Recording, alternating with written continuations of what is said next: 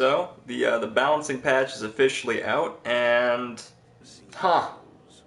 I guess is all I've got to say. I mean, I'll have a lot more to say in an upcoming video. There are some good things, mostly bad, but there are some good things. In the meantime, Armsday is back. I didn't do one last week because, frankly, I didn't know enough about the patch to properly give you any recommendation. But this time I know some stuff. For instance, the Thyssen FR4 is dead, much like most fusion rifles, so there's pretty much no reason to continue holding this. You can get rid of this. I don't even know what you would do with a good roll at this point. It's not good for PvP, it's not good for PvE. There's just no reason to have this fusion rifle anymore. Not a single one. Saladin's Vigil already kinda sorta made it obsolete, but at this point, if you're using a fusion rifle in the Crucible, it better be Vex Mythoclast, and it better be because your entire squad rolled in with Vex Mythoclast and Vogue armor, because you know, you're that squad. I mean, if you were gonna pick one to like end on though, this unflinching braced frame hot swap one's not bad. Whatever, right? Might as well. That's the second roll for the Thyssen. The Lyudmila D is actually pretty fascinating. Just because it's such a high impact. I don't think it actually does enough to like do the proper two-shot, you know, the four-body, four-head anymore. Or maybe it does. I don't know if what I'm trying to say is I don't know if the patch actually helped it at all. This is kind of a cool roll, except for there's no stability on it, so we keep waiting for that counterbalance Head Seeker God roll. Yay! And then the Irene is back again with no triple tap though. Darn. Cocytus, strong. Cocytus is strong post-patch. Tuanella, not so strong. Not as strong as the Cocytus. Command Attack HC4, not great.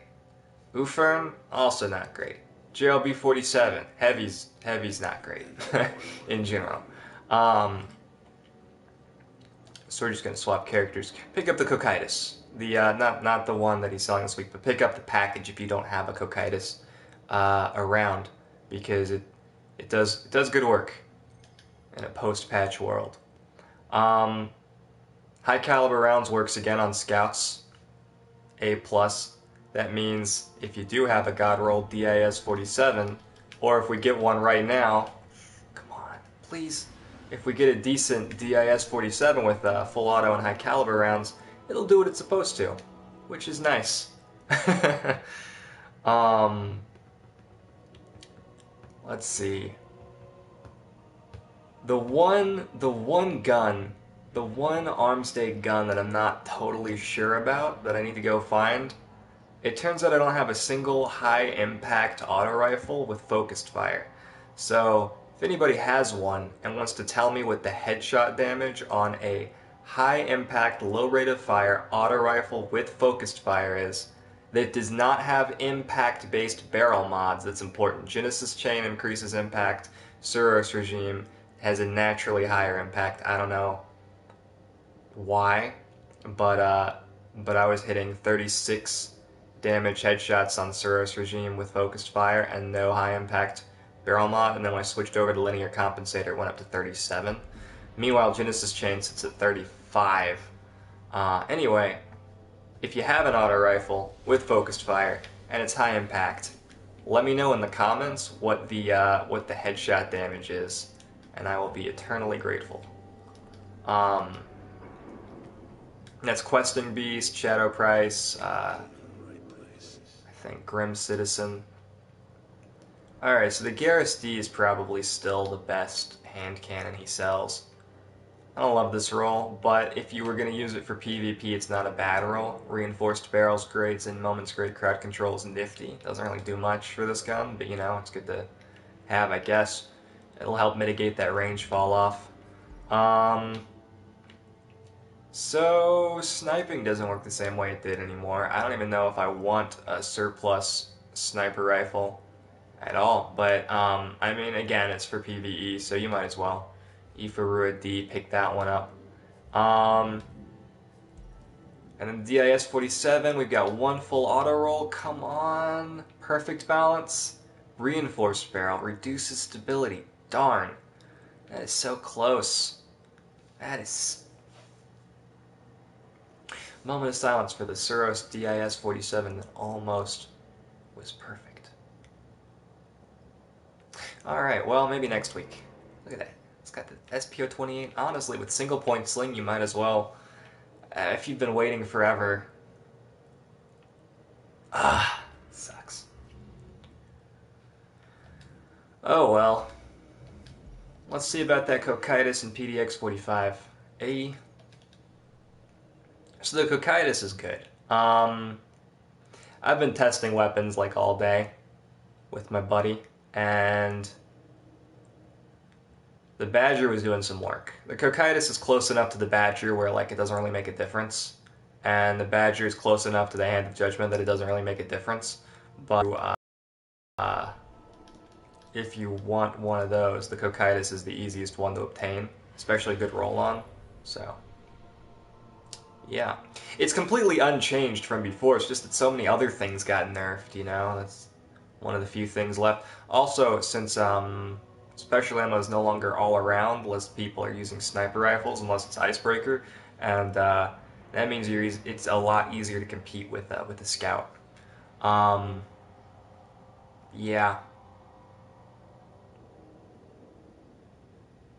that's what I found anyway. Because you got to think, like,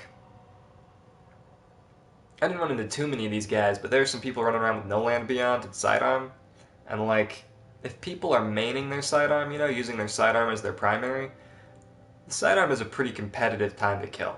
It's like almost a last word time to kill.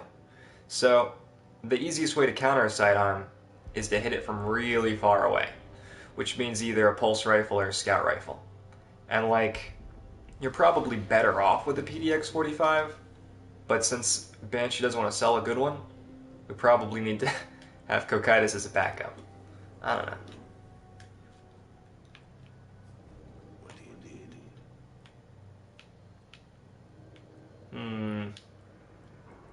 This is going to give us our best shot. Nope. Man.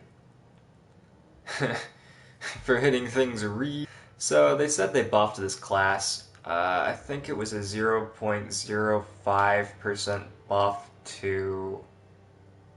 It doesn't matter. Because I'll tell you something about this class. They didn't really buff it. It's still a 13 round headshot to get the kill. It's still 12 headshots, 3 body shots to get the kill. I'm not really sure when the 0.05% buff they gave this class, whether it was precision multiplier damage. I think it was precision multiplier damage. It's the same. It's the same as it was before. Let's check this guy out. Small bore and fitted stock. No thank you. I mean, if you really like range, way too much. The PDX-45 felt great, by the way. So did the Blind Perdition. Hey, this just got nerfed. You could run this and be pretty happy. You could pick this up and not cry every night. Except for that there's reduced range, so never mind. I hate that. Why hand laid stock? Oh, I just clicked this for no reason. I'll show you the last one. It's unflinching with perfect balance and rifled barrel. Man, that's pretty good too. If this were hidden hand, this would be awesome. Hidden hand or counterbalance or any number of perks that aren't unflinching. This would be really good. I guess you could still run with it. SPO-28 is great. I like the SPO-57 and the SLO-12 as well, but 28's my favorite. Perfect balance is good. Unflinching doesn't totally suck. And rifled barrel's great for this gun. You could rock this PDX-45 and not be sad. But I would always wonder if the next week I would see a hidden hand roll. I guess until next week I would. And then I would not. Triple tap, extended mag, army of one. So this is nifty. This triple tap extended mag combo here, along with Torch and Army of One, is pretty cool for PvE. If you wanted to kill bosses with this, you could do it pretty easy. Do we have a PvP role? Because it's really what the Cocytus is for. Grenadier, Life Support, Small Bore, and Torch. This is an awesome role. Life Support still works. Most of the health regen perks got nerfed by accident because they nerfed Blade Dancer.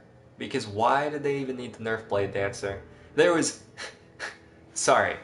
There was no reason to nerf Blade Dancer. I don't know if you guys have seen the statistics for it, but Blade Dancer was actually hurting. Like, Night Stalker was like here, then Gunslinger, then Blade Dancer. That's just for hunters, which were below Warlocks and Titans. So, Blade Dancer was pretty sad. It was in a sorry state. And then they nerfed 4 perks on it. Why? Why would they nerf Blink, Quick Draw, Hungering Blade? And I know they didn't actually nerf the perk, but they nerfed Skip Grenades by nerfing Shinobu's Vow. It doesn't make any sense. No sense. Anyway, the Hungering Blade nerf also killed a bunch of other health regen perks. Life Support was one of the few that was unaffected. So, if you have a life support gun, it's actually better off than like a Suros Regime. I mean, not... The perk on Suros Regime is what I'm talking about. Anyway, this is a fine roll, is the point. Grenadier is great. Small Bore brings your stability in line without losing too much. Other stats. Life Support is not broken, and Torch is great. So that's all good stuff. And the third roll has Firefly, and that's the only nifty thing about it. So, first roll for PvE, second roll for PvP, and pick up the Cocytus package if you don't have a Cocytus. There's also no reason not to pick up a Cocytus this week, so just pick up the second roll for PvP, first roll for PvE, pick up a new package for the other one. Yeah, you guys got this. Cool. We'll survive this. Alright. I guess I'll see you next week. Well, I'll see you sooner than that because I've got an opinion video for all of the people who care. Alright. I'll see you next week.